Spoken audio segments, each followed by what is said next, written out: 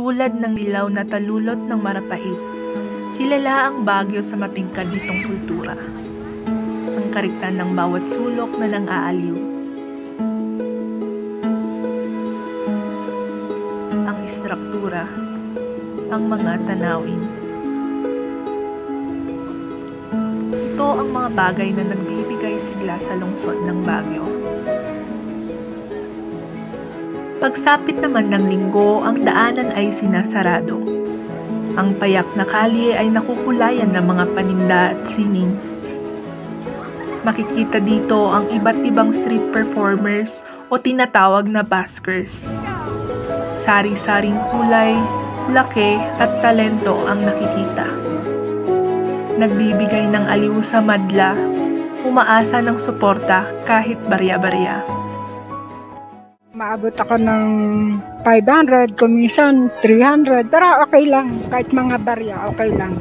Isa si Nanay Marisa lagi kong nakikita tuwing linggo dito sa session hall. Ginawa namin to para sa mga taong namamasyal, pampasaya sa mga lahat ng tao, hindi lang sa mga bata, pati na sa mga may edad na.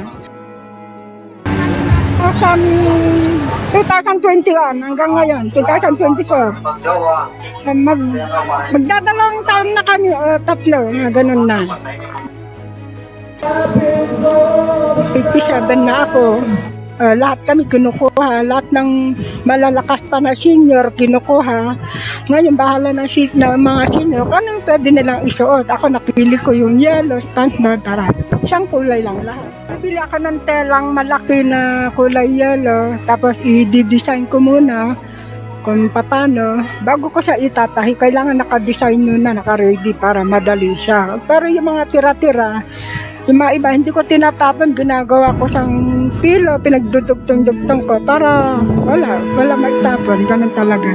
Pero yung palaman niya sa loob, binibili ko rin yun. Saka sinulid, karayom niya. Yan yung kahit na, matagal na yan, yung pang daycare pa yung anak ko eh. Gamit ko na yan nung habang hinihintay ko yung anak ko, nagtitinda ako ng kape, nilalagay ko doon, kape, tinapay. Pero pag nasisira yung kahit ko, inaayos ko, parang sasakyan na rin, inaayos ko, ganun lang. Para makita ko yung ginagawa ko, at least maganda. Yun, nagagamit ko pa rin. Kailangan kasi yung pang Quezon Road talaga yung maganda yung suot mo. Kaya ako talaga inisip ko na pagandahin kahit marami akong dala. Pag nandito po kami sa Quezon Road ng Sunday, tapos di ang saya sa po, ang ganda ng panahon. Tapos bigla na lang uulan na malakas. Ang hirap po, ang dami kong hirap kasi ang dami kong aayusin, ang dami kong bubuhatin. Hindi gaya na mga kasama ko, karton lang ang dala. Aalis na sila. Ako, ang dami kong dala. 3 upuan, 3 sponsor, yung pang aking stroller. Ang hirap. Pero sige lang, ginawa ko para lang mapasaya ko mga taong namamasyal.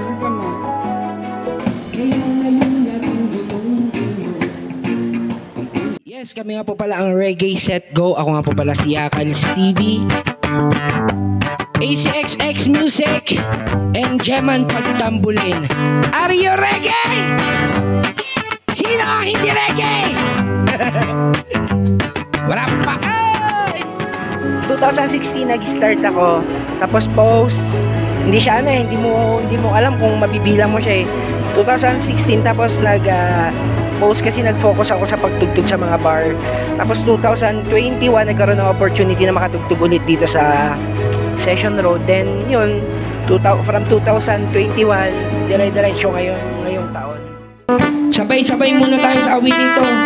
Dahil ang hindi umawit sa awiting ito ay kumukontra sa kapayapaan. Magiging kamukha ko ang hindi aawit. Reggae na po ba kayo? Ibang stage yung magpa-perform ka sa ganito, sa street. Kasi pag madalas kasi tumutugtog ako sa bar. So ibang level yun, mga nakainom yung mga nandun. Tutugtugan mo sa mga out of town gigs. Pero itong street performing, ibang challenge to kasi hindi nakainom yung mga tutugtugan mo.